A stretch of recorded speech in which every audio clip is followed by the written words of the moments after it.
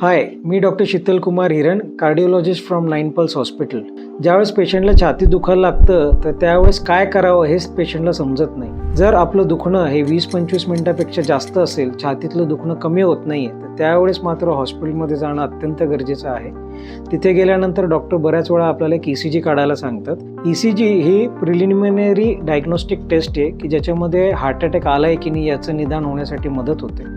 कधीकधी सुरुवातीच्या स्टेजमध्ये ECG नॉर्मल येऊ शकतो, म्हणून डॉक्टर 20 मिनिटांनी परत एखादा ECG काढायला सांगू शकतात. जर आपला ECG नॉर्मल असेल तर मग डॉक्टर 2D इको आणि स्ट्रेस टेस्ट या तपासण्या सांगतात किंवा कार्डियाक मार्कर्स त्या तपासण्या सांगतात की जर त्याच्यामध्ये काही प्रॉब्लेम असेल तर आपल्याला ॲडमिट होऊन ट्रीटमेंट घेणं गरजेचं आहे.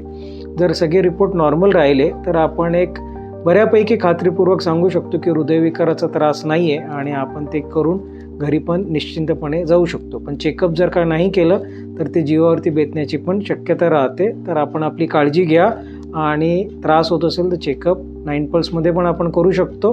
थँक्यू.